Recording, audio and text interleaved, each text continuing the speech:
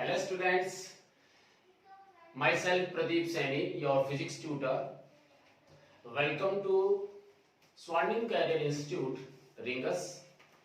हम लोग इलेक्ट्रोस्टैटिक्स पढ़ रहे हैं और इलेक्ट्रोस्टैटिक्स में हम लोग चैप्टर 1 इलेक्ट्रिक फील्ड और electric charge means electric charge and field हमारा टॉपिक चल रहा है इस समय, जिसका कुछ पार्ट हमने सॉल्व कर लिया है।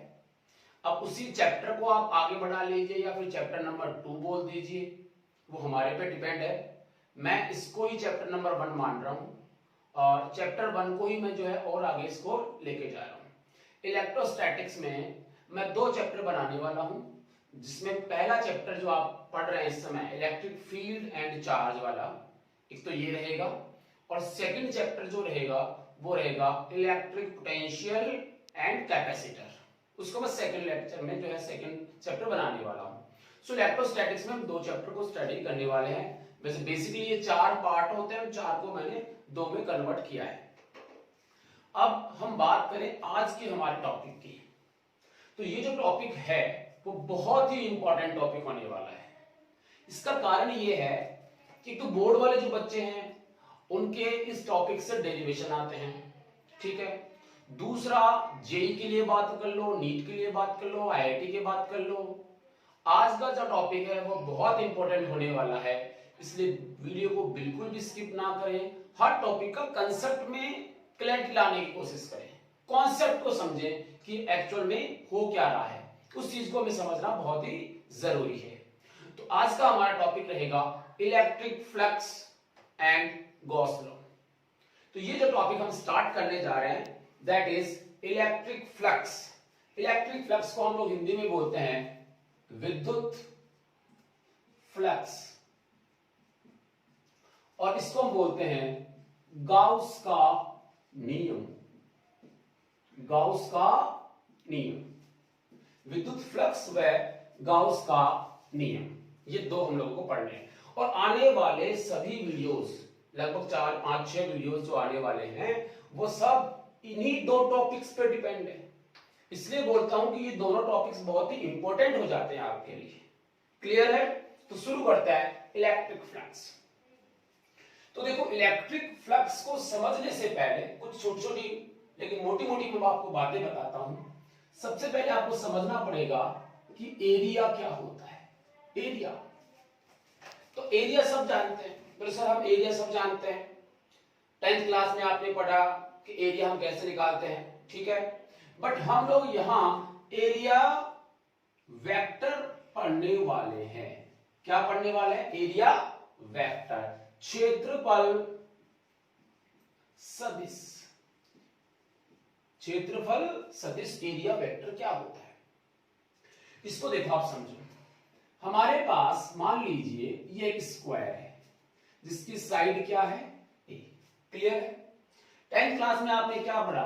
10th क्लास में आपने पढ़ा कि सर इसका एरिया a इंटू ए मतलब हुआ ए स्क्वायर। इसका एरिया कितना हुआ? ए स्क्वायर हुआ।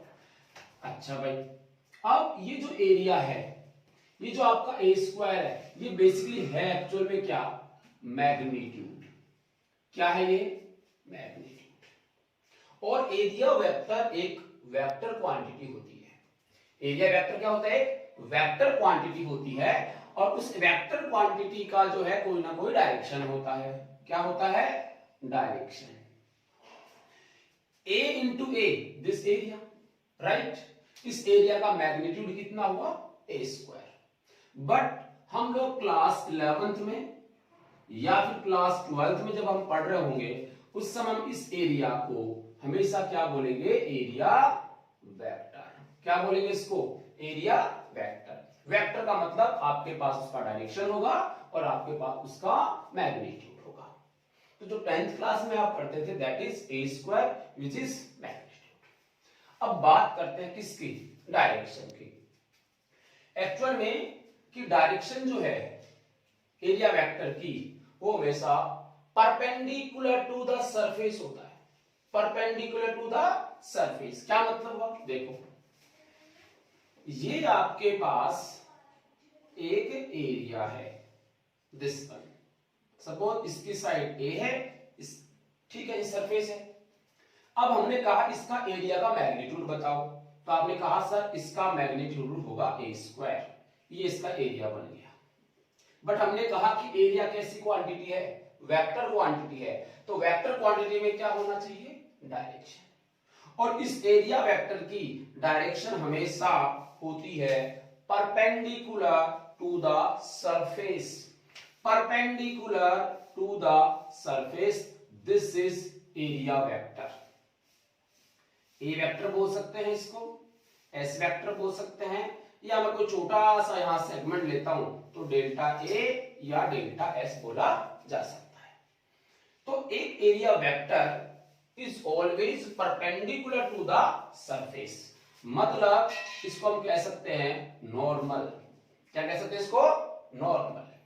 तो आपने पूछा सर ये जो परपेंडिकुलर आप बता रहे हो, तो परपेंडिकुलर तो सर ये जैसे सरफेस आपके सामने, इसके नीचे भी परपेंडिकुलर है और इसके ऊपर भी क्या है, परपेंडिकुलर है, तो हम कौन सा ले, तो आंसर है आप दोनों में से कोई भी ले सकते हो, दोनों राइट है। बट थोड़ा सा इसको समझो कि ये इसकी डायरेक्शन जो है वो परपेंडिकुलर ही क्यों होती है, ठीक है। इसकी डायरेक्शन, यहां डायरेक्शन बताने के लिए मान लो मैंने एक यूनिट वेक्टर ले लिया, इसको मैंने लिखा a कैप, क्लियर। अब इसकी डायरेक्शन ये जो है आपका डायरेक्शन नॉर्मल ही क्यों होती है उसको समझो। आपने क्या पढ़ा है क्लास 11 में, क्लास 11 में आपने पढ़ा है दो वेक्टर्स का vector multiplication, product of two vectors. क्या पढ़ा है आपने, प्रोडक्ट ऑफ टू वेक्टर्स, ठीक है। A vector cross B vector is equal to A B sine theta N cap, ये आपने पढ़ा है। अब सोच, ये ए वेक्टर और ये बी वेक्टर, ये भी ए और ये भी ए वेक्टर क्रॉस बी वेक्टर, हमारा रूल क्या होता है, राइट हैंड वाला। ए वेक्टर अंगुलियों घुमाओ इसकी तरफ, बी वेक्टर और ये किधर मिला अंगूठा, इसके जस्ट परपेंडिकुलर, इस सरफेस के क्या मिल रहा है, परपेंडिकुलर। तो ये अंगूठा किसको शो करता है, इन दोनों के रिजल्टेंट को, मैंने इन दोनों को मल्टीप्लाई करने पे जो रिजल्ट आया, रिजल्ट क्या आया, एरिया, और वो एरिया डायरेक्शन किधर आई, इसके परपेंडिकुलर। तो जब ए को हम ए से मल्टीप्लाई करते हैं, ए क्रॉस बी या बी क्रॉस ए, तो बी क्रॉस ए करेंगे तो किधर जाएगा, अंदर की तरफ, बी क्रॉस ए अंदर की तरफ मिलेगा। इसलिए जो है एरिया वेक्टर क्या होता है, परपेंडिकुलर होता है, सरफेस के हमेशा कैसा होता है, परपेंडिकुलर होता है। थीटा की वैल्यू 90 कर दोगे तो आंसर तो ए बी आएगा, और एन कैप हमें पता है इन दोनों को मिलाने वाले प्लेन के परपेंडिकुलर होता है। अब यहां हमारे पास क्या है, ए बी ए है, बी भी ए है, इसको आपने लिखा a into A square n cap, और ये डायरेक्शन किधर होगी, तो perpendicular to the plane, perpendicular to the plane. जैसे फॉर एग्जांपल से आप समझते हैं इसको, देखिए सपोज ये आपके पास एक फ्रेम है एक्स वाई और जेड, इसके अंदर हमने क्या किया, यहां पर एक प्लेट है, सरफेस, ये एक प्लेट है, कौन से प्लेन में है ये प्लेट, तो आप कहोगे सर ये तो एक्स वाई प्लेन में है, किसमें है, एक्स वाई प्लेन में, क्लियर है। ये एक्स हो गया, सॉरी एक्स वाई नहीं, एक्स जेड, ये जेड प्लेन, तो जेड और एक्स मिला के इस प्लेट को बनाते हैं। अब अगर ये ए साइड है और ये भी ए साइड है, तो इसका एरिया कितना हुआ, ए स्क्वायर, इसका एरिया कितना हुआ, ए स्क्वायर। बट मैं एरिया वेक्टर की बात करूंगा तो मुझे क्या चाहिए, डायरेक्शन चाहिए। बताइए इसकी डायरेक्शन क्या होगी, तो आप खुद सोचो, ये आपके पास है इस तरफ, आपकी तरफ ये z, इस तरफ x, इस तरफ y, प्लेन कहां है, यहां x z। अब आप क्या करना, मल्टीप्लाई करना है, क्या आप इस वाली साइड को इस वाली साइड से मल्टीप्लाई करोगे तो अंगूठा किधर जाएगा, ऊपर की तरफ, और इस वाली साइड को इस वाली साइड से मल्टीप्लाई करोगे तो ऐसे घुमा के फिर इधर लाओगे, जैसे आप इधर से घुमा के इधर लेके आते हो तो किधर आया, ऊपर, इधर से घुमा के इधर भी लाते हैं तब भी तो एरिया बनता है, इस वाले साइड को इस वाले साइड से मल्टीप्लाई करो तब भी क्या बनेगा, एरिया। उस वाले केस में किधर जाएगा, नीचे की तरफ। तो नीचे या फिर ऊपर, ये क्या है, देखिए इसको क्या है, ये y एक्सिस है, मतलब इस एरिया वेक्टर की जो एक्स जेड प्लेन में बन रहा है उसकी डायरेक्शन किधर है, वाई एक्स की तरफ। या तो वो पॉजिटिव वाई की तरफ होगी या फिर वो नेगेटिव वाई की तरफ होगी। इसलिए इसकी जो डायरेक्शन होने वाली है वो क्या होने वाली है, तो आंसर है या तो पॉजिटिव या फिर इसमें नेगेटिव होगी। तो दोनों ही सही हैं। और जेड वाले को हम क्या लिखते हैं, याद है क्या आपको, जे कैप। इसको क्या लिखते हैं, आई कैप। इसको क्या लिखते हैं, के कैप। तो वाई के अकॉर्डिंग यहां क्या लिखा जाएगा, जे कैप। आप प्लस लिखते हो तब भी राइट है, और आप ए स्क्वायर माइनस जे कैप लिखते हो तब भी राइट है। बोलो सर दोनों राइट है, तो फिर हम तो कंफ्यूज हो जाएंगे, एक में माइनस आ रहा है एक में प्लस।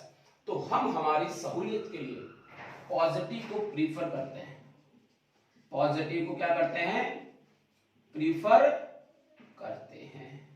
समझ में आ गई बात। हमें हमेशा पॉजिटिव लेना है समझने के लिए। हम हमेशा पॉजिटिव की तरफ रहेंगे तो हमारा आंसर एक्चुअल में राइट आएगा, या फिर हमेशा आप किधर रहेंगे, नेगेटिव ही रहे। ठीक है, तो एक पर्टिकुलर डायरेक्शन हमने चूज कर लिया आज के बाद, दिस इज पॉजिटिव।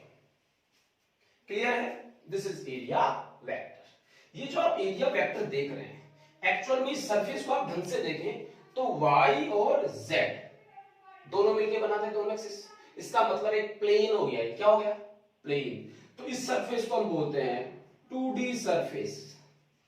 क्या बोलते हैं, 2D सरफेस, 2 डायमेंशनल सरफेस। एक x बन गई एक z बन गई, दोनों मिला के बना रहे, इसको बोलते हैं 2D सरफेस। दूसरा इसको हम बोलते हैं ओपन सरफेस। ओपन सरफेस, क्योंकि ये जो सरफेस है वो दोनों तरफ से ओपन है, नीचे की तरफ से भी ओपन है और ऊपर की तरफ से भी क्या है, ओपन है। तो इसको हम बोलते हैं 2D सरफेस या फिर ओपन सरफेस। क्लियर होगी बात। तो ऐसे ही देखो आप और बना लो। जैसे मान लो कि आपने कहा ये x, ये y और ये z, यहां कोई डिस्क है, यहां पर क्या है, कोई डिस्क है। कौन से प्लेन में है डिस्क, तो y z प्लेन में डिस्क है। ठीक है, इस डिस्क की रेडियस कितनी मान लूं मैं, r। इस डिस्क की रेडियस कितनी मान लूं मैं, r। क्लियर है, समझ में आ रहा है। डिस्क कौन से प्लेन में है, y और z, y z का मतलब ये दिस प्लेन, ये जो प्लेन है यहां एक ऐसे डिस्क रखी हुई है। समझ में आ गई बात। इस तरफ क्या है, x एक्सिस, इस तरफ क्या है, z एक्सिस, और इस तरफ क्या है, y एक्सिस। मैंने यहां एक प्लेट रख दी, डिस्क रख दी। अब इस डिस्क का एरिया बताओ, एरिया वेक्टर बताओ। तो इस डिस्क का एरिया कितना हो जाएगा, पाई आर स्क्वायर। कितना हो जाएगा, पाई आर स्क्वायर हो जाएगा। ठीक है, इसकी मोटाई कुछ नहीं, तो इसका पाई आर स्क्वायर क्या बोल गया, इसका डिस्क का एरिया। बट इसके साथ क्या लगा हुआ है, वेक्टर। अगर वेक्टर लगा हुआ है तो तुम्हें क्या बतानी होगी, डायरेक्शन। डायरेक्शन किधर होती है, परपेंडिकुलर टू द सरफेस। मतलब ये जो डिस्क यहां थी इसके या तो इधर होगा या फिर इधर होगा। कौन सी प्रीफर करेंगे, पॉजिटिव। ठीक है, सो इसकी जो डायरेक्शन आएगी इस सरफेस के परपेंडिकुलर आएगी और विच इज पॉजिटिव, मतलब आई कैप। पॉजिटिव को बताने के लिए कौन है, आई कैप। ठीक है, सो this is your answer of this area vector. Clear होगी बात। ठीक है, ये जो एरिया वेक्टर था वो ओपन सरफेस या 2D सरफेस के लिए होता है। लेकिन जनरली हमारे पास जो क्वेश्चन आता है वो आता है क्लोज्ड सरफेसेस का। क्लोज्ड सरफेस जैसे कोई क्यूबॉइड है, क्यूब है, सिलेंडर है, स्फेयर है, इस टाइप के जो हमारे पास कुछ वॉल्यूम टाइप जो होता है उस टाइप के हमारे पास क्वेश्चंस होते हैं। तो अगर वॉल्यूम टाइप का कोई भी हमारे पास ज्योमेट्रिकल या बिना कोई ज्योमेट्रिकल शेप वाली कुछ होंगी हमारे पास, उसके लिए हम एरिया वेक्टर कैसे डिफाइन करते हैं वो हम देखते हैं। इसको पॉज कर लीजिए, फटाफट उतार लीजिए। तो 3D सरफेसेस के लिए हम एरिया वेक्टर कैसे कंसीडर करें, यहां बच्चे जाकर थोड़ा सा कंफ्यूज होते हैं, सर हम माइनस ले रहे हैं फिर प्लस ले। तो इसके लिए आप थोड़ा ध्यान देंगे 3D सरफेस का मीनिंग क्या है, तो वो कोई ना कोई क्या होगा, वॉल्यूम होगा। उसकी कोई शेप जो है कोई साइड ओपन हो सकती है, कोई साइड क्लोज हो सकती है, बट वो हमेशा क्या होगा, कोई वॉल्यूम होगा। सच एज आपने क्यूब बनाया, ये आपने क्या बनाया, एक क्यूब बनाया, दिस वन, राइट। अब सर आपने तो कहा था कि सर सरफेस जो होती है उसके हम लोग परपेंडिकुलर ले लेते हैं, इधर भी और इधर भी, दोनों में से एक मान लो पॉजिटिव वाला, तो क्या सर इस वाली सरफेस के हम लोग इधर लें या फिर इधर लें? तो मैं ये कह रहा हूं कि ये वॉल्यूम है, उस वाले केस में एरिया वेक्टर को डिफाइन इस प्रकार से किया गया है कि हमेशा आपको परपेंडिकुलर तो लेना ही है, सरफेस के परपेंडिकुलर तो लेना ही है, साथ में आउटवर्ड लेना है, आउटवर्ड जो बाहर की तरफ होगा। जैसे देखो मैं आपसे कहता हूं, ये जो आप देख रहे हैं, ये दिस सरफेस, ये फेस हो गया, और इस फेस के लिए मुझे अगर नॉर्मल ड्रॉ करना हो तो आउटवर्ड का मतलब क्या हुआ, ये तो हुआ, आउटवर्ड का मतलब क्या हुआ, इससे परपेंडिकुलर ये आपका एरिया वेक्टर बनेगा, डेल्टा एस डेल्टा ए कुछ भी लिखे, ठीक है, दिस इज एरिया वेक्टर। बताओ जरा इसका क्या होना चाहिए, सोचो, ये जो फेस है अब इसका इधर थोड़ी होगा, इसका किधर होगा, इसके बाहर की तरफ, इस तरफ, वो भी क्या लिखा जाएगा, डेल्टा एस वेक्टर। तो एरिया वेक्टर की डायरेक्शन को समझना इंपॉर्टेंट है। यहां देखिए इस वाले की बात कीजिए, इस वाले की, इसको समझिए, ध्यान दो, इसके लिए एरिया वेक्टर किधर होगा, डेल्टा एस इधर होगा, सही है। नीचे वाले को देखिए, इसको, इसके लिए एरिया वेक्टर किधर होगा, सोचो, नीचे की तरफ, डेल्टा एस आउटवर्ड, ठीक है। फ्रंट वाला देखो, सामने वाला, ये फ्रंट वाला, इसका किधर होगा, बाहर की तरफ, किधर होगा, बाहर की तरफ। इस बोर्ड का जो प्लेन है, इस प्लेन के परपेंडिकुलर आपकी तरफ, प्लेन के परपेंडिकुलर आपकी तरफ होगा, जब भी तो आउटवर्ड हुआ, अंदर तरफ तो क्या हो जाएगा, इस वॉल्यूम के अंदर तरफ हो जाएगा, आपको आउटवर्ड लेना होता है। और मैं एक चीज सिखा दूं आपको, जब भी हम आउटवर्ड और इनवर्ड लेते हैं उस वाले केस में हम क्रॉस और डॉट का यूज लेते हैं, क्रॉस और डॉट का यूज। जब हम बाहर की तरफ, इस पेपर से बाहर, इस बोर्ड से बाहर लेते हैं डायरेक्शन को, तो क्या लगाया जाता है, डॉट, क्या लगाया जाता है, डॉट। और अंदर की तरफ लेते हैं तो क्या लगाया जाता है, क्रॉस। जैसे इसको देखो, इस वाली सरफेस के लिए जो आएगा वो बाहर की तरफ आएगा, तो क्या लगाया जाएगा, डॉट, डॉट लगा दिया हमने। इस डॉट का मतलब क्या हुआ, surface A B C D, A B C D, इसका एरिया वेक्टर किधर है, बाहर की तरफ है, perpendicular to the plane, outward है, और उसके लिए मैंने क्या लिख दिया, डेल्टा एस, क्योंकि यहां वो आपका एरो का साइन तो आ नहीं सकता, इसलिए हमने क्या लगा दिया, डॉट लगा दिया। ऐसे इसके जो पीछे वाला जो है उसमें बाहर की तरफ होगा, तो इस प्रकार से हम एरिया वेक्टर को कंसीडर करते हैं। क्लियर होगी बात। अब अगर हम इसी चीज को ये देखें, जैसे मान लो ये तो आपका क्या था, क्यूब, बोलो 3D है कि ये एक्स वाई जेड तीनों है, देखिए इसमें, this is X, this is Y और this is Z, X Y Z तीनों के। अब हम बात करें, मान लो आपके पास कोई सिलेंडर हो, सिलेंडर आपका, सिलेंडर क्या, पहले मैं स्फीयर ले लेता हूं, स्फीयर है ये, स्फीयर ये पूरा, स्फीयर का एरिया वेक्टर किधर होगा, तो अभी मैंने कहा था सरफेस के परपेंडिकुलर होता है, सरफेस के परपेंडिकुलर आउटवर्ड। तो हमेशा याद रखिए, जब भी आपके पास कोई स्फीयर होगा तो उसके सेंटर से निकलने वाली लाइन, ये इधर से बात करूं तो ये, इधर से बात करूं तो ये, यहां पर जो एंगल बनेगा वो कितना बनेगा, 90, ये हमेशा कितना बनता है, 90। So this is delta S, this is delta S, this is delta S और this is delta S. Centre से निकाल दो, मतलब वो क्या है, सरफेस के परपेंडिकुलर, सरफेस के क्या है, परपेंडिकुलर। तो इनके एरिया वेक्टर्स ऐसे होंगे, ठीक है।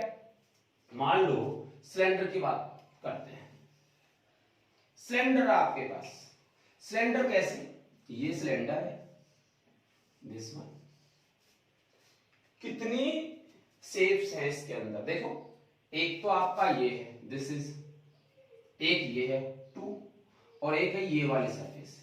क्या ये सरफेस कर्व्ड है? थोड़ा सोचो, इमेजिन कीजिए, कर्व सरफेस है ऐसे घूम के, और ये दोनों कैसी हैं? फ्लैट है बिल्कुल, इधर वाली और इधर वाली, ये दोनों कैसी हैं? फ्लैट। फ्लैट मतलब प्लेन, इसको भी आप प्लेन लिख लीजिए, ये प्लेन सरफेस है। अब अगर तीन टाइप की सरफेस, इससे ज्यादा कुछ भी नहीं है इसमें, तो तीनों का एरिया वेक्टर बना के देखो आप। इसका outward from the surface, this is delta S, clear? इसका भी outward from the surface, this is delta S. और ये जो कर्व सरफेस, जैसे हमारा ये पेन है, ये जो पेन आप देख रहे हैं, इस पेन के इधर सेंटर से आप एक एरो निकालिए, वायर निकालिए, उस वायर से परपेंडिकुलर खींच दीजिए, उस वायर से क्या खींच दीजिए? परपेंडिकुलर। तो ये जो आप इसकी एक्सिस देख रहे हैं, इससे परपेंडिकुलर ये, क्योंकि ये सेंटर हो गया, सेंटर से निकलेगा वो कैसा होगा? परपेंडिकुलर। तो ये दिस इज डेल्टा एस। इसका मतलब कहीं भी, क्योंकि एक्चुअल अगर आप देखें तो यहां पे थोड़ा सा कर्व सरफेस है, लाइक दिस, है कि नहीं? ऐसा कर्व सरफेस तो है यहां पे, ठीक है? इस कर्व सरफेस के क्या होगा? ये परपेंडिकुलर होगा, डेल्टा एस, दिस इज 9। तो यहां भी क्या होगा? कहीं भी एक्स वाई जेड, कहीं भी इस पूरी सरफेस पे, this is your area vector, delta S. मेरे हिसाब से एरिया वेक्टर आपका क्लियर हो गया, ठीक है? ये एरिया वेक्टर, इसकी डायरेक्शन का बहुत बहुत ज्यादा आपको ध्यान रखना होगा। सपोज मैं एक छोटा सा एग्जांपल और लेता हूं आपके सामने। ये मेरे पास कॉपी है, ये इसकी सरफेस है, इस सरफेस के लिए एरिया वेक्टर किधर होगा? क्लियर? ठीक है? अगर इसकी कोई भी मोटाई नहीं है, सिंगल सरफेस है, यानी क्यूबॉइड नहीं है ये, तो इसका हमेशा ऐसा बनाना पड़ेगा, ठीक है? और अगर क्यूबॉइड है, इसकी कोई ना कोई मोटाई है, उस वाले केस में यहां से किधर होगा? इस तरफ। यहां से किधर होगा? इस तरफ। इधर वाले के लिए किधर होगा? इस तरफ। इधर वाले के लिए किधर होगा? मेरी तरफ। इधर वाले के लिए किधर होगा? ऊपर। इधर वाले किधर होगा? ये आप समझ सकते हैं, बड़ा इजी। अगर इसको 3D मानते हैं तो outward from the surface. Clear होगी बात? इसको हम बोलते हैं एरिया वेक्टर, और एरिया वेक्टर की डायरेक्शन। लिख लो फटाफट, पॉज कर लो, लिख लो। पसीना बहुत ज्यादा आ रहा है, गर्मी है, फटाफट लिखो आप। तो अब हम हमारे मेन टॉपिक पे आते हैं, that is electric flux. Electric flux क्या होता है? देखो, फ्लक्स का मीनिंग क्या है? जैसे हम लोग ऐसे मानो कि ये एक फ्रेम है, ये क्या है? फ्रेम है, इधर से जो है वाटर आ रहा है, ठीक है? और इस फ्रेम से क्या करेगा? वो निकलेगा, ठीक है? जो निकलेगा उसी को हम क्या बोलते हैं? फ्लक्स। अगर वाटर इधर से आता है, इस फ्रेम से निकल गया, उसको हम जनरल लैंग्वेज में हम बोल रहे हैं क्या? फ्लक्स मान लो एक बार, ठीक है? अब ये फ्लक्स जो है, अगर वाटर वाला होगा तो वाटर वाला फ्लक्स बोलेंगे, और ये इलेक्ट्रिसिटी से रिलेटेड होगा तो उसको हम इलेक्ट्रिक फ्लक्स बोलेंगे। लेकिन यहां हमें ये चीज समझना जरूरी है कि फ्लक्स बनता कैसे है, इसको समझते हैं। देखिए, एक्चुअल में फ्लक्स को डिफाइन किया गया, number of field line passing through perpendicular to the surface. Number of field lines क्या मतलब हुआ? जरा देखो, हमने ये लिखा यहां पे, ये एक हमारे पास एरिया है, इधर से फील्ड लाइंस आ रही है, क्या आ रही है? Field lines, electric field lines, right? और ये इलेक्ट्रिक फील्ड लाइंस इसके अंदर से ऐसे बाहर निकल रही हैं, ये like this is electric field lines. यहां एक एरिया लगा दिया हमने ऐसे, और इसके अंदर से ऐसे इलेक्ट्रिक फील्ड लाइंस निकल रही है। तो जितने भी फील्ड लाइंस ऐसे जा रही हैं, वो सब सरफेस को टच कर रही हैं। सरफेस को क्या कर रही है? टच कर रही है। इसको हम बोलते हैं लिंक होना, लिंक्ड विद सरफेस। समझ लो, इसको हम क्या बोलेंगे? This field lines linked with surface. Surface के साथ में जो है ये संबद्ध होती हैं, ठीक है? तो उस वाले केस में जितना, अब सोचो अगर आपके पास ये आपका इलेक्ट्रिक फील्ड कुछ ऐसा था, यहां भी था, यहां भी था, यहां भी था, तो जितना ज्यादा एरिया होगा क्या उतनी ही ज्यादा लाइंस इसको लिंक करेंगी? यस, जितना बड़ा एरिया होगा उसको उतनी ही ज्यादा लाइंस क्या करेंगी? लिंक करेंगी। परपेंडिकुलर की बात करो, परपेंडिकुलर की, ठीक है। तो इसका मतलब ये हुआ, और उसी को हम क्या नाम दे? फ्लक्स। इसका ये मतलब हुआ कि फ्लक्स जो है वो किसके प्रोपोर्शनल हो गया? एरिया के। अगर मैं एरिया छोटा कर दूं, ये देखो, ये एरिया छोटा कर दूं, तो उसमें कितना है? 1 और 2, तो उसका फ्लक्स कितना होगा? तो आंसर उसका फ्लक्स 2 होगा। और बड़े वाले एरिया का फ्लक्स कितना होगा? 1 2 3 4 5, कितना हुआ? 5। इसलिए हमने कहा कि फाई जो है, फाई मतलब इलेक्ट्रिक फ्लक्स, ई लिख दिया इलेक्ट्रिक के लिए, इसको बोलते हैं phi E, directly proportional to area. और दूसरा डिपेंड करता है इलेक्ट्रिक फील्ड इंटेंसिटी पे। क्या मीनिंग है जरा समझते हैं। एक तो हमने ये बना लिया, चलिए इसका मैं फ्लक्स लिखता हूं, phi E is equal to 1 2 3 4 5 5। Electric flux कितना है इसका? 5 आया, ठीक है। अब आपसे कहूं कि ये एरिया है, ये क्या है? एरिया है।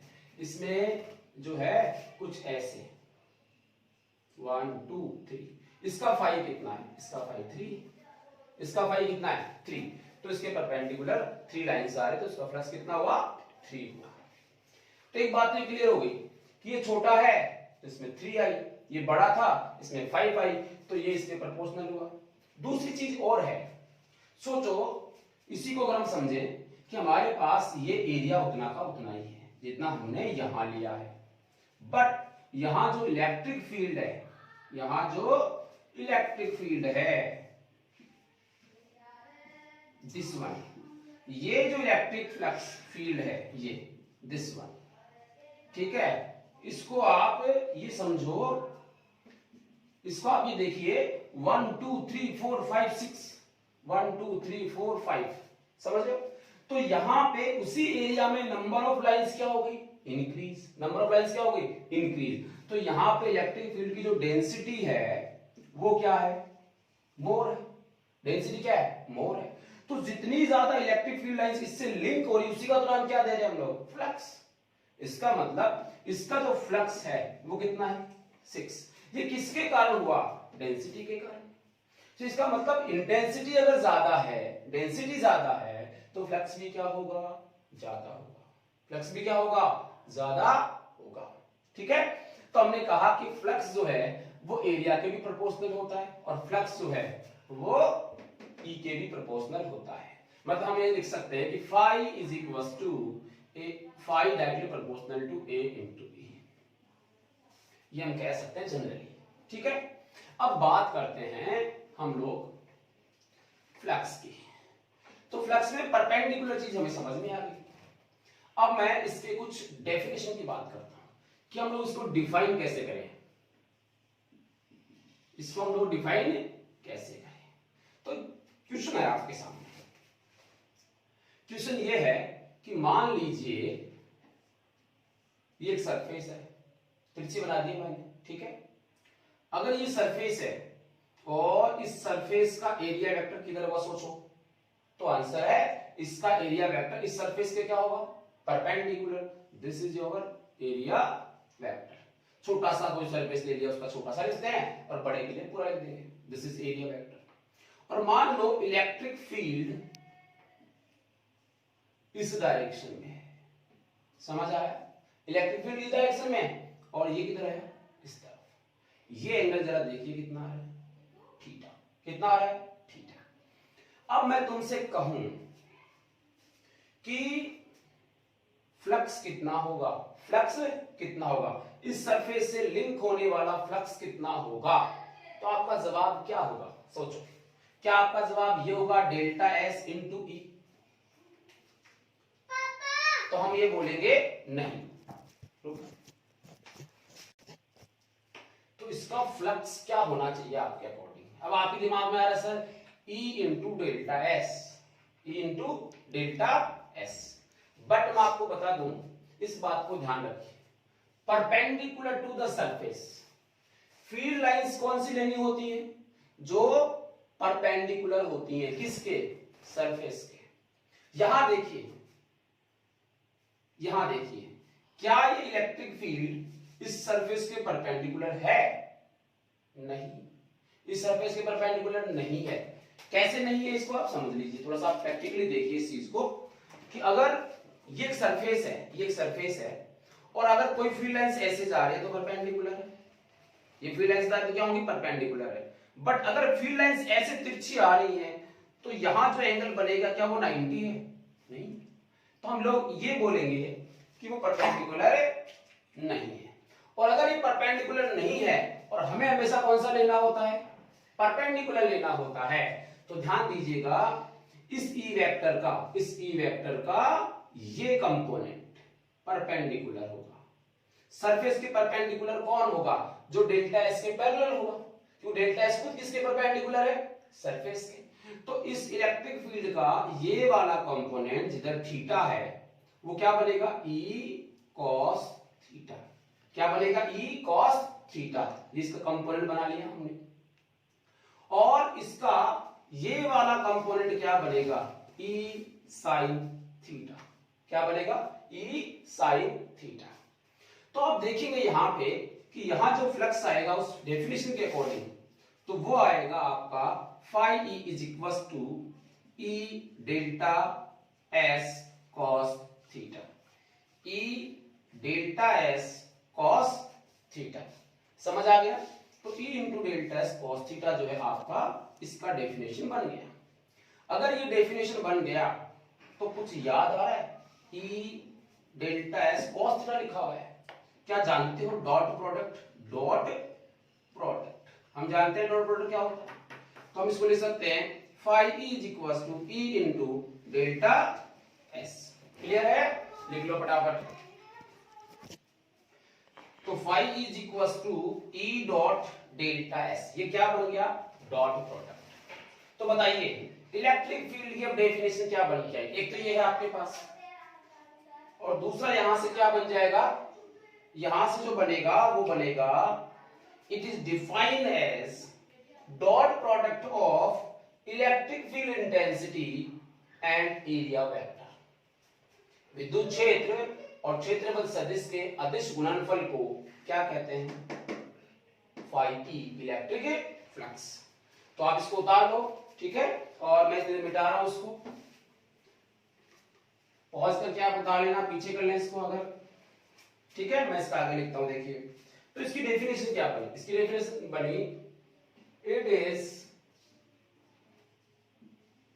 Defined as dot product of field intensity and area vector clear है? इसका डॉट प्रोडक्ट होगा phi E is equal to E into delta S. ये आपका बना, या हमने लिखा E into delta S cos of theta. ये आपको एनी टाइम एनीवेयर याद होना चाहिए। वेयर थीटा क्या है? Theta is the angle between E vector and delta S vector. देखो आप, दिस इज ई वेक्टर और this is delta S vector, उनके बीच का एंगल कितना है? थीटा। चलिए और आगे देखिए, इसकी एसआई यूनिट बनाइए। फ्लक्स की एसआई यूनिट याद है आपको? देखिए इलेक्ट्रिक फील्ड की क्या होती है? वोल्ट पर मीटर इलेक्ट्रिक इसकी फील्ड की, ठीक है? और एरिया की क्या होती है? एरिया तो मीटर स्क्वायर में लिखते हैं, तो क्या लिखा जाएगा? Metre square. एक मीटर से एक मीटर क्या हो जाएगा? कैंसल, और यूनिट क्या बन जाएगी? Volt meter. समझ आ गया? तो ये इसकी हो जाएगी वोल्ट मीटर यूनिट, हो जाएगी एसआई यूनिट। ये कैसी क्वांटिटी है? तो आंसर है it is a scalar quantity. It is a scalar quantity. दो वेक्टर्स का डॉट प्रोडक्ट क्या होता है? Scalar quantity. ये स्केलर क्वांटिटी आ गई यहां पे, समझ आया? ये आपकी स्केलर क्वांटिटी। अब ये जो आप फील्ड इलेक्ट्रिक फील्ड की बात कर रहे हो वो पॉजिटिव कब होगा, नेगेटिव कब होगा, जीरो कब होगा, खुद सोचिए, ध्यान दें। हमने कहा if number 1 theta is equal to 0 degree, theta is equal to 0, ध्यान देना थोड़ा सा, इसको आप ये बोलेंगे थीटा 0 का मतलब, ध्यान दें, ये एक सरफेस है, ये क्या है, सरफेस है, क्लियर है, ठीक।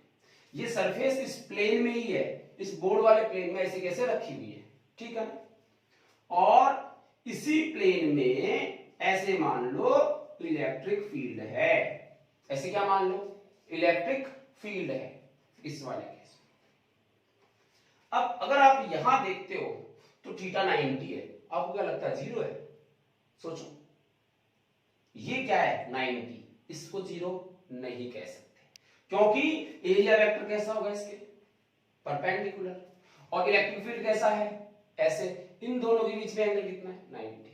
तो ये जो कंफ्यूजन है इसको दूर कर लो, ठीक है ना। तो ये ऐसे जरूर हो सकता है कि अगर आपके पास ये मान लीजिए एक एरिया है और इस एरिया के से निकल रहा है फ्लक्स, सिंपली मैं अगर बनाऊं तो जो मैंने पहले डायग्राम बनाया था, यहां पर जो मैं डायग्राम बनाया था परपेंडिकुलर वाला, उसको आप कह सकते हैं, इससे समझ सकते हैं आप। देखो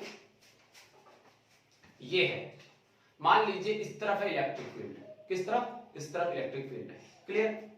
अगर आप इस तरफ इलेक्ट्रिक फील्ड रखते हो ऐसे, तो सरफेस के परपेंडिकुलर कौन है, इलेक्ट्रिक फील्ड, सरफेस के, नॉट डेल्टा एस वेक्टर के।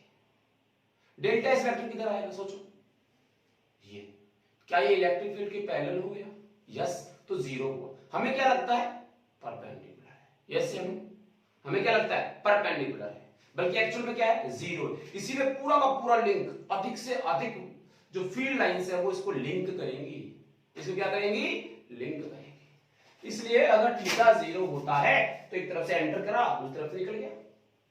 तो हमने बोला थीटा अगर 0 है, थीटा अगर 0 है तो cos 0 की वैल्यू क्या होती है 1, और आपका फाई कितना आएगा, फाई आएगा E इंटू डेल्टा एस। समझ आ गई बात। अब ये जो E इंटू डेल्टा एस आ रहा है, इसका ये मतलब होता है कि आपने इधर से जो है फील्ड लाइंस जो है आ रही है और इधर से गई, आई और गई, इसको हम बोलते हैं आउटवर्ड फ्लक्स। क्या बोलेंगे, आउटवर्ड फ्लक्स। समझ आया, थीटा इज इक्वल टू 0, इधर ही फील्ड लाइन और इधर ही क्या आ रही है। दूसरी बात, अगर हम बोले, मैं इसको ऐसे भी कह सकता हूं कि theta is less than 90, theta less than 90 तक, याद है आपको cos थीटा की वैल्यू क्या होती है, पॉजिटिव। 90 में कितनी रहती है 0, बट 90 से नीचे वालों में सब में क्या होती है, पॉजिटिव वैल्यू होती है। तो थीटा लेस देन 90 के लिए क्या फाई की वैल्यू पॉजिटिव होगी, क्या फाई की वैल्यू पॉजिटिव होगी। उसका रीजन क्या है कि cos थीटा उस समय कैसा रहेगा, पॉजिटिव, ठीक है, तो फाई भी कैसा होगा, पॉजिटिव। तो इस वाले केस में हम इसको क्या बोलते हैं, आउटवर्ड फ्लक्स बोलते हैं, पॉजिटिव फ्लक्स बोलते हैं, धनात्मक विद्युत फ्लक्स बोलते हैं, ठीक है।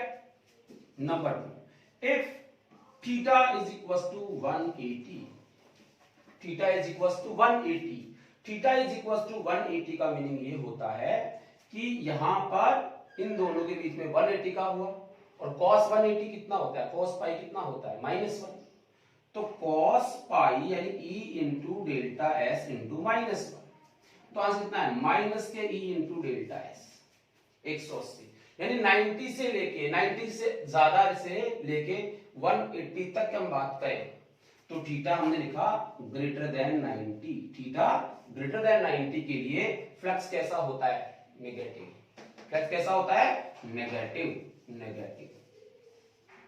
और इस नेगेटिव को हम बोलते हैं इनवर्ड, इनवर्ड फ्लक्स। क्या बोलते हैं इसको, इनवर्ड फ्लक्स, क्लियर है। नेगेटिव वाले को क्या बोलते हैं, इनवर्ड फ्लक्स।